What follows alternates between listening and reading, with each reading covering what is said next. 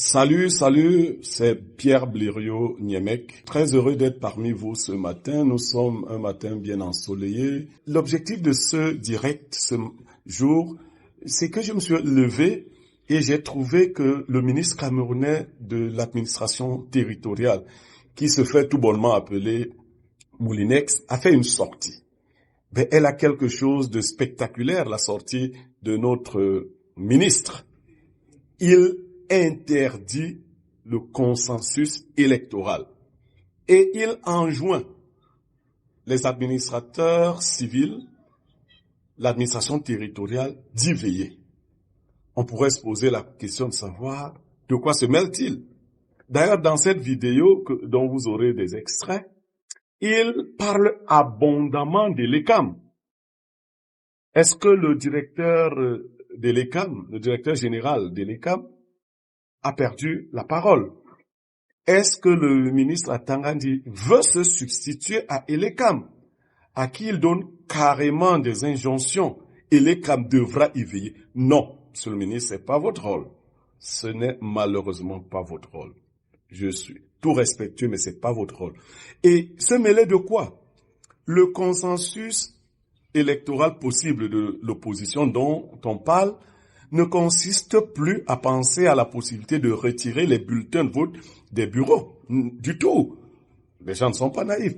Les candidats ont laissé d'ailleurs couler leurs 30 millions. C'est-à-dire qu'ils sont prêts à les perdre. Ils ne peuvent plus être restitués, ne peuvent plus rentrer dans leur fonds. Mais je crois qu'ils pensent, comme beaucoup de Camerounais, que 330 millions, c'est-à-dire 30 millions fois 11, parce que nous ne comptons pas les millions du candidat de parti au pouvoir, ça ne vaut pas la dignité du peuple camerounais. Donc c'est déjà un acte fort de la part de ces candidats. Mais l'acte le plus fort serait qu'ils fassent cohus autour de candidats représentatifs. Et cela, un ministre de l'administration territoriale ne peut pas l'interdire, ne peut pas l'empêcher. Les sous-préfets et les préfets non plus, parce qu'ils n'ont aucun rôle à l'intérieur des bureaux de vote. Les bulletins de vote vont exister, ceux des 12 candidats, parce que l'ECAM va les rendre disponibles. Mais, monsieur le ministre, ne pensez pas que les Camerounais sont si stupides. Si on leur indique le bulletin qu'il faut choisir, ils le choisiront, au détriment des autres bulletins de vote. C'est-à-dire que vous prenez les 12 bulletins, vous allez dans l'isoloir et vous faites là-bas votre choix. Les 11 autres, vous les jetez dans une sorte de corbeille qui sert, entre guillemets, pour parler prosaïquement, de poubelle. Et vous sortez. Alors, lorsque le ministre demande aux administrateurs civils de veiller à l'absence de consensus, que veut-il dire? On s'interroge.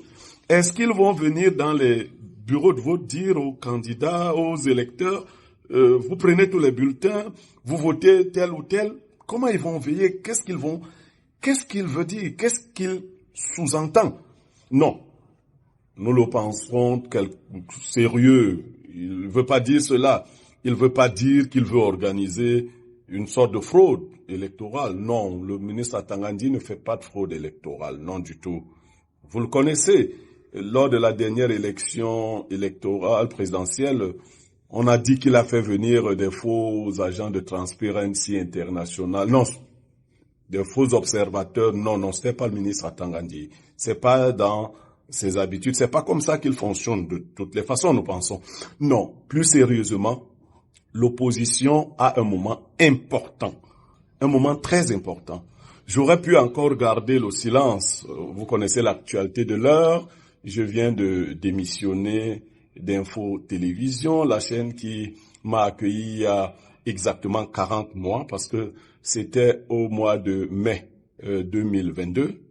Aujourd'hui, nous sommes au mois de septembre 2025. Ça fait exactement 40 mois. Une belle aventure, de beaux souvenirs et beaucoup de belles choses. De belles rencontres surtout, mais une communauté de followers impressionnante. Des gens qui croient encore au discours vrai. Je n'ai pas la prétention de détenir la vérité. J'ai souvent le sentiment qu'il faut affirmer ses opinions avec fermeté, même si on se trompe, qu'on se trompe de manière sincère. J'essaie d'être le plus sincère du monde. Donc, pour clore le direct de ce matin, je reviens vers notre cher ministre de l'administration territoriale. Je dis, le message n'avait vraiment pas de destinataire. L'objet non plus n'était pas pertinent. Il va falloir réorganiser la communication autour de cette question-là, parce que c'est une question sensible. Les opposants ont tout à fait le droit, même à la veille de l'élection présidentielle, de faire des alliances, de créer un consensus. Ce n'est pas des idées de quartier, monsieur le ministre, c'est des idées très intelligentes. Enfin, si elles ne l'étaient pas autant, elles ne... Donc, de toutes les façons, il faut que tout le peuple reste vigilant. C'est un moment important pour le Cameroun.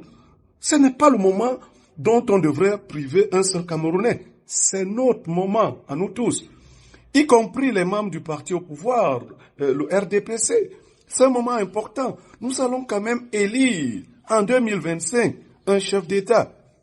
Donc, c'est un moment crucial qui doit se passer dans la paix, la sérénité et le calme.